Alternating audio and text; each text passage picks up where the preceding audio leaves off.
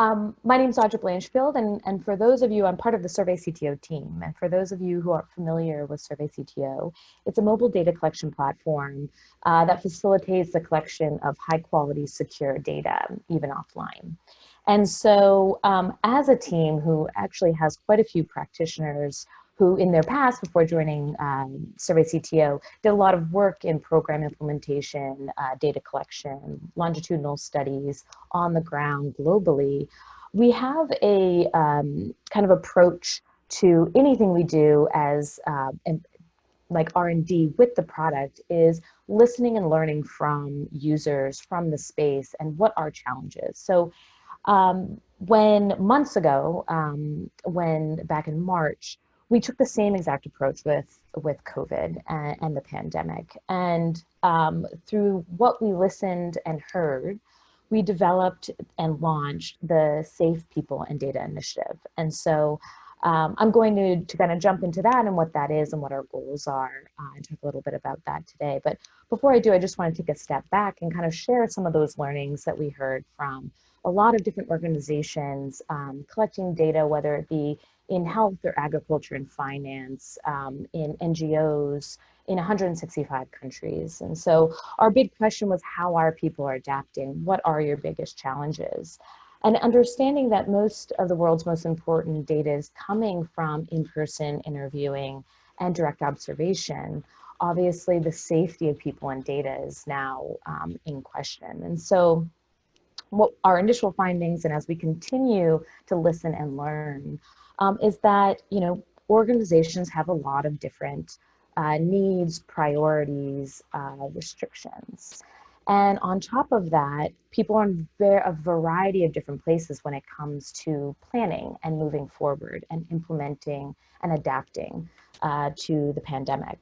And so we have early adapters who very quickly, for example, moved from in-person household surveys to, which perhaps could take 3 hours, to 30-minute telephone surveys that were done from a data collector's home, for example. And then you also have organizations who now, you know, 4 months later are still in that process of designing and implementing safer methods to continue to implement critical projects and collect data that's so important to policy and life-saving work around the world. And so, of course, as technology providers, our first reaction was, okay, how can technology be a solution? And we focused quite a bit on, I'll go into this a little bit in our resources, on telephone surveying as a solution to a safer way to collect data compared to in person. And as we continue doing this, and we're speaking to a variety of different users and the ICT4D space, practitioners and researchers, obviously, we also came to the conclusion that we're addressing one part of a solution, but there are many, many other parts to this. It's methodology and practice. It's also, how do we transition and adapt to remote trainings, onboarding, and even recruitment of data collectors while we sit even in different countries? And so as we were doing this and speaking to a lot of different organizations, we decided to come together and collaborate and bring together the expertise of so many different practitioners to address and begin to address what the evolving needs are for really kind of a wide spectrum of data collector practitioners and projects that are ongoing. So a few months ago, we launched the Safe Data and People Initiative. And the goals of the initiative are kind of fourfold. And one of them, which is very, very important, is developing and supporting new, safer methods for collecting data to inform evidence-based policy and work. But these methods are adapting pre-pandemic tools and process and people to become more agile and address the current issues using mixed methods, for example. And I know that some of my panelists, my fellow panelists, are going to dive into this a bit more, but it's actually kind of a different definition sometimes you hear of innovation. It's actually using what you have to provide a new solution to the current problem. A second is obviously, so that kind of talks quite a bit about the people part of the initiative. The second goal is developing approaches to protecting data security and quality as data methods rapidly evolve. So also understanding that as data collection is changing and we're moving towards methods that are safer to protect data collectors, respondents, partners, and stakeholders on the ground. A very, very important part of this is keeping in mind too the protection and security of the data, which most of the time is quite sensitive, of the work that we're doing. So really developing and communicating those approaches is a second goal. The third one is actually my favorite and has a lot to do with what we're doing here today, but it's just having a vehicle for discussion, mutual learning, and collaboration about safer data collection methods. And so in just a minute, I'll show you some of those resources. But this is also a focus of the initiative now is really providing the opportunity for engagements like webinars and panels, use cases and frameworks that organizations and experts have used in their current projects or maybe even past projects or similar scenarios for collaboration, for examples, and then also for discussion, and as needs continue to evolve, to continue to add new either iterations or resources to address current issues. And then finally, it's our fourth goal is really increasing the visibility of changing technical and safety needs. So again, it's kind of this idea that we started the initiative as a way to understand what challenges are. And as those continue to evolve and adaptation continues to change, that will continue to promote visibility of these things.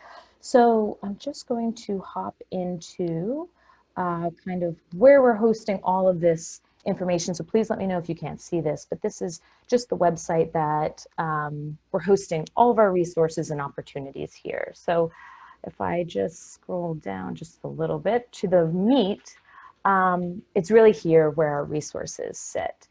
And so part of this initiative when we were getting started was saying, wow, we have a lot that we want to address. And we're starting in methodology, understanding that different teams have different setups and process. They have different compliance and internal resources, partnerships, protocols. And so there is a need to have a variety of resources that address some part of, or even maybe all of a project or operations. So we got started with decentralized data collection operations. So of course, understanding that we're moving away from in-person, we're moving away from direct observation. And that is part of, for example, a household survey. But what about all of the other operations prior to that? So what about recruiting team members, which would often be done on the ground or by team members who were able to go out into communities where data was being collected? What about then training and onboarding and supervising those data collectors as they begin to administer household surveys, for example?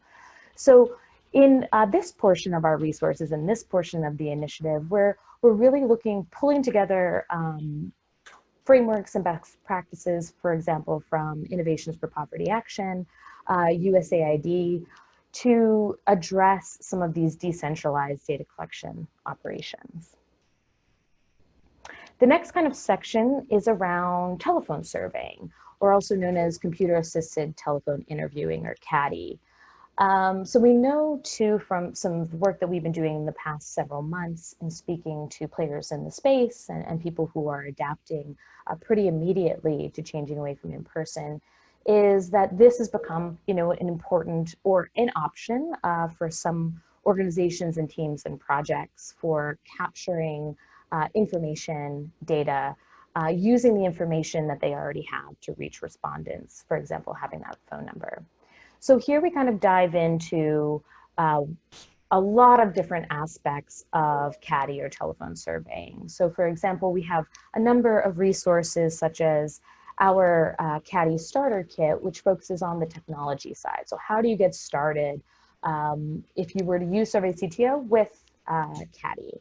But I think what's some really wonderful, wonderful resources in here, as you can see, are a number of resources in frameworks, best practices, guidance, guides, recorded webinars from users such as Michigan State, IPA, the World Bank, Mathematica, who are giving guidance on how do you actually adapt your surveys and your questions from something that perhaps would take 2 hours going to someone's household. How do you actually adapt that to a 30-minute phone call? Some other resources in here also address some of the actual maintenance of the process. So if you are going to call someone at home, what is the chance that you'll actually get them on the first try?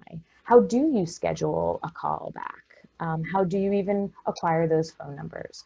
So we have a number of really wonderful resources here that talk about that and how to maximize phone surveying for remote data collection and managing your teams remotely, as well as respondents and actually tracking the work that's being done.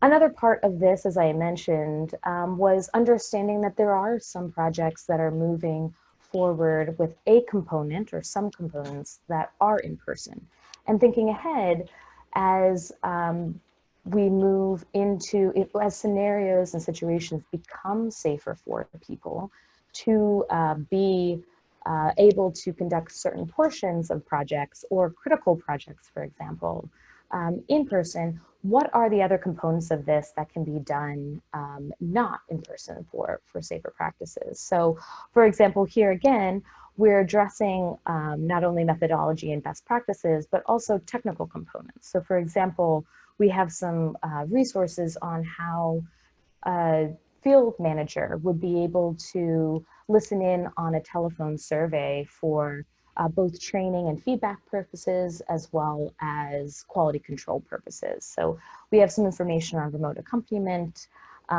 as well as experiences from IPA on their work with decentralized in-person surveying. Another kind of important methodology that is focused on in this initiative is around web surveying. So understanding that, again, what we were just talking about has a lot to do with an enumerator or data collection going in person and collecting data and doing some kind of direct observation. But that in so many cases is not possible and is not the safest option.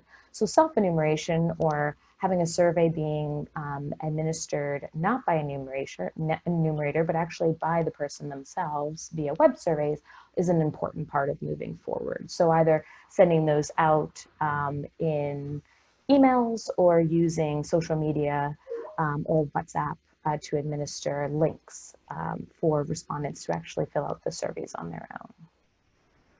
And finally, we get a little bit into SMS surveys and even mixed methodologies. So understanding that there is no one size fits all, that bringing together multiple methodologies will be very important in moving forward in safer ways. So one great example here is actually some guidance on how you would set up both on the technical side, but also on the methodology side of requesting informed consent via SMS prior to a telephone survey, so that the respondent is able to receive a text, they can read through the consent language, agree to that text, it's sent back, securely stored, and then a telephone survey can be scheduled with the respondent. So we have a number, as I mentioned, of resources around mixed methodology and kind of bringing it together. But as I kind of mentioned, my favorite goal of this initiative is the third one, which is sharing and discussing what we're learning. And I think, our approach in beginning this initiative was exactly that. We wanted to hear what people's, not only their challenges were, but what they needed, what kind of resources were needed. And that's what's guided the design of this current initiative and what will continue to guide the initiative. And so here we have some highlights and use cases of just three, both organizations who are currently conducting safer data collection that is remote. So for example, with Young Love, they administer education services in Botswana. And the case study kind of just walks through how the team was able to condense a very large, very in-person curriculum into telephone surveying and SMS to engage both facilitators, parents, and students with great success. So these highlights here really are hope to continue to bring in that storytelling and that learning component of what is working, what's been successful, and maybe what's not also been successful, and sharing those with the greater community. And along those lines, the other part of the initiative that's quite important to us is the interaction and that discussion. So we have monthly webinars and even panels that are an opportunity for experts and participants to come together and not only learn from each other, but also help guide the way that the initiative continues to develop. And so kind of I'm really looking forward to our discussion as we move forward, and kind of my ask to the group and my question to the group is, what is it that helps your teams and your organizations, or what challenges are you facing, and how can resources and learning from this great community help you as you move forward and adapt to safer methods for during this time of the pandemic?